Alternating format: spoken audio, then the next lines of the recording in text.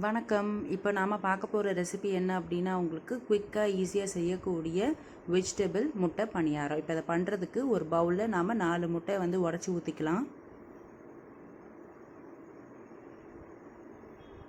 இப்போ முட்டையெல்லாம் உடச்சி ஊற்றியாச்சு. இப்போது இது கூட கொஞ்சம் மஞ்சத்தூள், தேவையான அளவு உப்பு,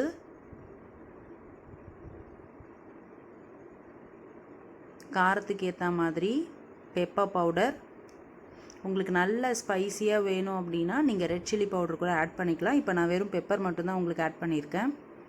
இப்போ இதெல்லாம் சேர்த்து நல்லா பீட் பண்ணிக்கோங்க. இப்போ இதை நல்லா பீட் பண்ணியாச்சு. இப்போது இது கூட நாம் கட் பண்ணி வச்சுருக்க வெஜிடபிள்ஸை ஒன்று ஒன்றா ஆட் பண்ணிக்கலாம். ஒரு பெரிய வெங்காயம் பொடியாக நறுக்குனது, காய்கறி எல்லாத்தையும் பொடி பொடியாக நறுக்கிக்கோங்க. ஒரு பச்சை மிளகாய்,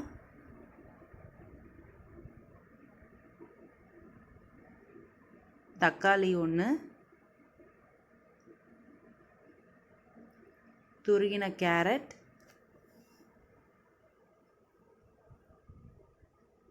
துருகின முட்டைக்கோஸ். நீங்கள் இதை கூட மெல்லிஸாக கூட நான் துருகி வச்சுருக்கேன், நீங்கள் மெல்லிஸாக கூட கட் பண்ணிக்கலாம். பொடியை நறுக்குன குடமிளகாய். இப்போ இது எல்லாத்தையும் சேர்த்து மறுபடியும் நல்லா மிக்ஸ் பண்ணிக்கோங்க.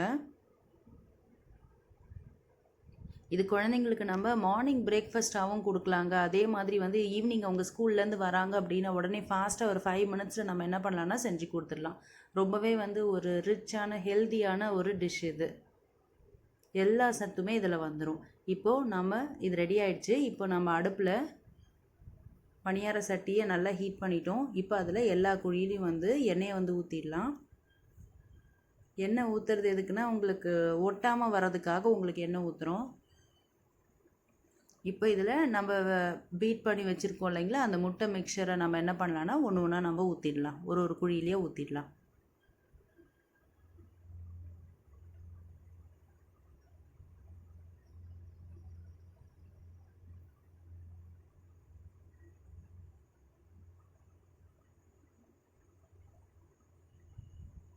இப்படி செஞ்சு கொடுக்கும் போது பசங்க இதை நல்லா விரும்பியும் சாப்பிடுவாங்க. இன்னொன்று காய்கறிகளையும் பசங்க ஒதுக்க மாட்டாங்க. இதில் நீங்கள் சாஃப்ட் வெஜிடபிள்ஸ் நீங்கள் ஆட் பண்ணும்போது இன்னும் உங்களுக்கு நல்லா இருக்கும். இப்போ இது நல்லா உங்களுக்கு குக் ஆகிட்டே இருக்குது.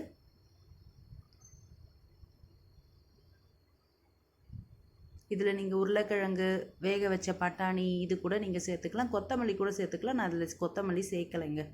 இப்போது இது அப்படியே ஒரு ட்விஸ்ட் பண்ணிங்க அப்படின்னா உங்களுக்கு இது டேர்ன் ஆகிடும்.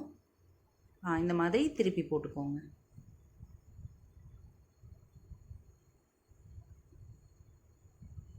இப்படி ஒன்று ஒன்றா எல்லாத்தையும் திருப்பி போட்டுட்டிங்கன்னா உங்களுக்கு அந்த சைடு உங்களுக்கு நல்லா குக் ஆகிடும். இது அப்படியே ஒரு 2 மினிட்ஸ் அப்படியே விட்டிங்கன்னா உங்களுக்கு நல்லா குக் ஆகி வந்துடும். இப்போ இது குக் ஆகிருக்கும். இப்போ திருப்பி பார்த்தீங்கன்னா உங்களுக்கு நல்லா ப்ரௌன் கலரில் உங்களுக்கு குக் ஆகி வந்திருக்கும். இப்போ இந்த ஸ்டேஜில் நாம் பிளேட்டில் எடுத்து சர்வ் பண்ணிக்கலாம். இப்போது இந்த வீடியோவை நீங்களும் பார்த்துட்டு இந்த ரெசிபியை நீங்களும் செஞ்சு பாருங்கள். உங்களுக்கு இந்த வீடியோ பிடிச்சிருந்தா லைக் பண்ணுங்கள், ஷேர் பண்ணுங்கள்.